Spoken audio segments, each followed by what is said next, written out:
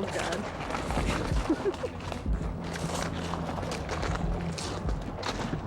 Can I go up and ring the doorbell? Everyone, come over here.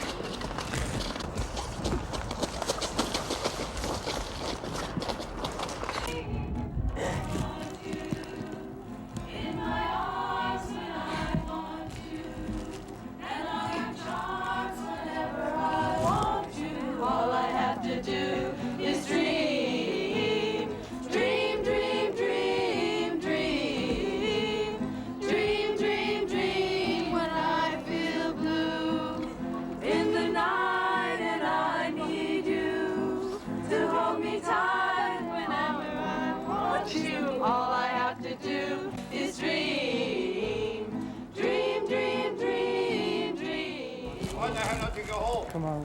What about Why no don't you go sound? home? Well, it's the story with the pigs, and I don't hand you that. Cupid, draw back your bow and let your arrow go straight to my lover's heart for me. Nobody but me. Cupid, please hear my cry and let your arrow fly straight to my lover's heart for me.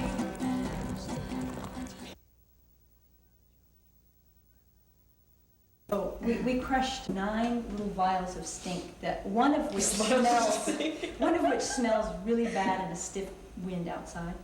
We crushed 9 of these in the elevator that goes up to his office, and then we plastered 2 huge homophobia stickers that also have the Lesbian Avengers logo on. And we got out the elevator and quickly went away. Our idea being that the people who were going in and out from lunch would get on the elevator, go, "What stinks?" The door would shut and they would see homophobia stinks. Well, apparently during some of the Algo stuff, during one of the press conferences, right? Was that when it He was happened? interviewed on TV and sort of, wanting to get at those bad gay people, he held up this homophobia stinks sticker in front of the camera and said, this is what they did to me. And of course we were cheering, Good promo for the Avengers. We don't just do actions about bad things that happen, but that we do actions about the fact that we're like lesbians and what lesbians are about. Like the Valentine's Day action, wasn't just about people being angry about Valentine's Day. There was no reason to be angry about Valentine's Day. So we kind of celebrating lesbian love, and that was a lot of fun. That was very cool. Well, you could work up a few reasons to be angry about Valentine's Day.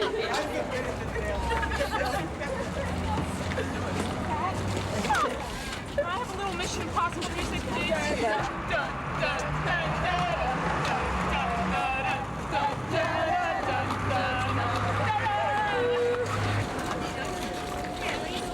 Maxine. Yeah. Okay, let me just get my other glove. Oh, I like it. On behalf of the Lesbian Avengers, I'd like to welcome you all to the unveiling and installation of our Alice B Toklas statue, to be placed next to the statue of Gertrude Stein, her lover. We decided to use Valentine's Day, a day when heterosexual love reigns supreme in the United States, to make visible the fact of lesbian existence and lesbian love in all its forms and expressions, including romantic love, cruising, one-night stands, singles, couples, threesomes, butches, femmes, and those of us who no one has bothered to categorize, the writers, the teachers, the secretaries, the housekeepers, the nurses, and the truck drivers, and to make visible the love we have for ourselves and each other when we organize and take direct action together on our own behalf. So, as we unveil the statue and of Alice, to make her visible, to reunite Alice and Gertrude, to announce and celebrate lesbian love, the Avengers.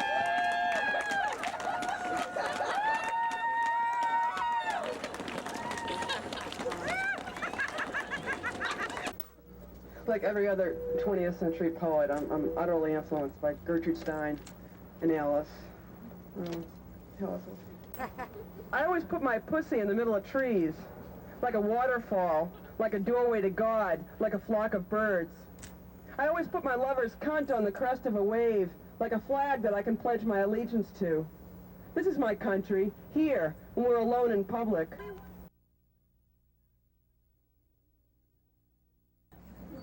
Are you there? Lifting belly. What do I say? Pussy, how pretty you are. That goes pretty quickly, unless you've been there too long. I told him I would send him Mildred's book. Pussy, how pretty you are. He seemed very pleased at the prospect. Pussy, how pretty you are. Lifting belly is so strong. Lifting belly together. Oh, yes. Lifting belly. Oh, lifting yes. Belly. Splendid.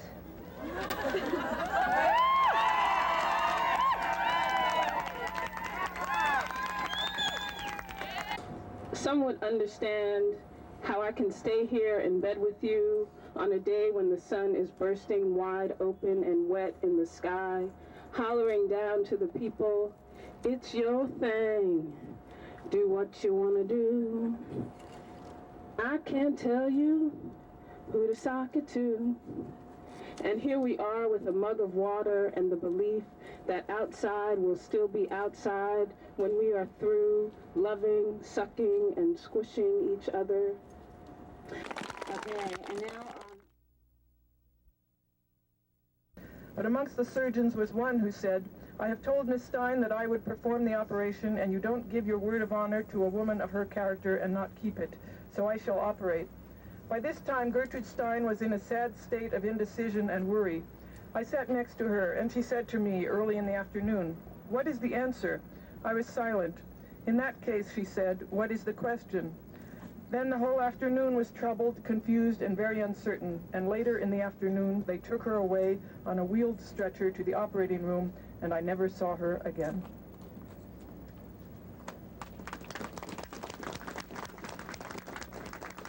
okay, and now first we smoked pot, and then we smoked cigarettes while I watched her make preparations. She turned off the lights and lit candles and stretched out on the floor. And I started thinking about all the times I've been in situations like this one. All the times I've been alone together in a poor apartment with a woman with a past and something that makes it all so stark, like our bones are showing.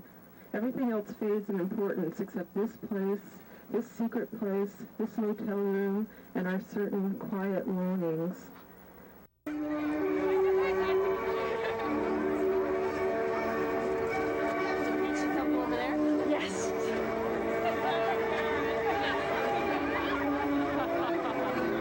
Such a hoot! Look, they're fighting.